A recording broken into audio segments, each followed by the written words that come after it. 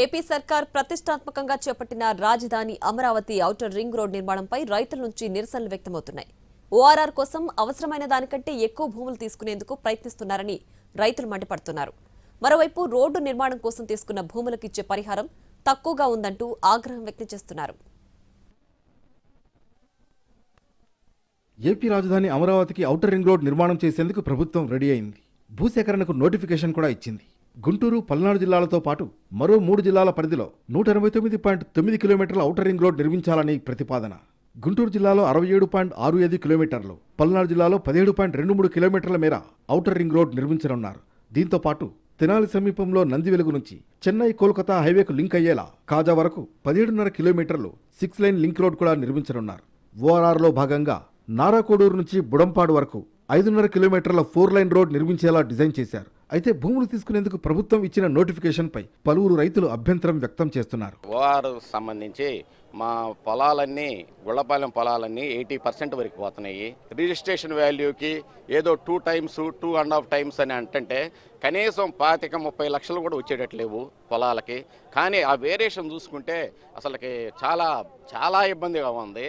అందుకని చెప్పేసి మేము న్యాయం చేయాలని, లేదా రాజధాని రైతులకు ఎలా తీసుకున్నారో మేము ఇస్తాము, మాకు కూడా వాళ్ళకి ఇచ్చినట్టే ఫ్లాట్లు ఇచ్చేసేసి మాకు న్యాయం చేయాలని చెప్పేసి కోరుకుంటున్నాము. ఔటర్ రింగ్ రోడ్ నిర్మాణానికి అవసరమైన భూమి ఇవ్వడానికి ఓకే అంటూనే ఎక్కువగా భూములు తీసుకునేందుకు ప్రయత్నించడంపై రైతన్నలు అభ్యంతరం వ్యక్తం చేస్తున్నారు. ఔటర్ రింగ్ రోడ్ నిర్మాణానికి 80 ఎకరాల భూమి సరిపోతుందన్నారు. 650 ఎకరాలను బఫర్ జోన్లో పెట్టడంపై రైతులు ఆగ్రహం వ్యక్తం చేస్తున్నారు.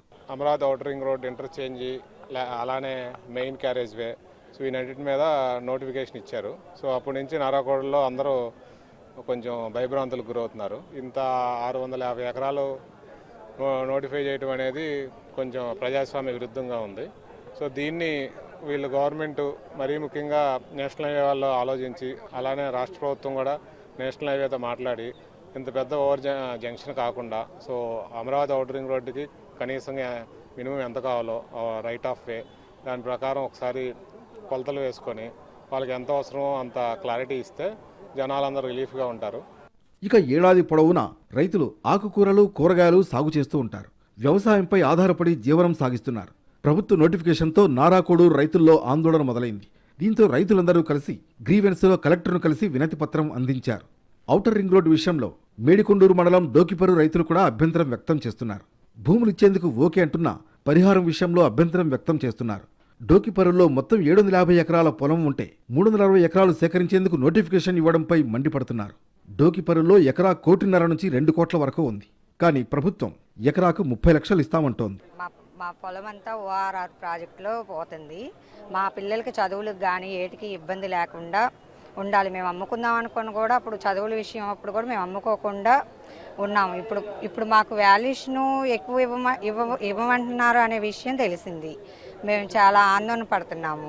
ఉన్న వాల్యుయేషన్ కన్నా ఇంకా మంచి వాల్యుయేషను ఇచ్చేటట్టు ప్యాకేజీ ఇవ్వాలి. 4 వంతులు ఇవ్వాలి ప్యాకేజీ. అది మాకు ఏదైనా కానీ న్యాయం చేకూర్చాలి. ఔటర్ రింగ్ రోడ్ నిర్మాణం కోసం ఏపీ ప్రభుత్వం ఇచ్చిన నోటిఫికేషన్పై అభ్యంతరాలు చెప్పడంతో పాటు ప్రజాప్రతినిధులు, అధికారులను రైతులు కలుస్తున్నారు. మరికొన్ని గ్రామాల రైతులు కూడా తమ సమస్యలు ప్రభుత్వానికి చెప్పుకునేందుకు రెడీ అవుతున్నారు. దీంతో ఎలా ముందుకు వెళ్లాలా అని ప్రభుత్వం పునరాలోచనలో పడింది.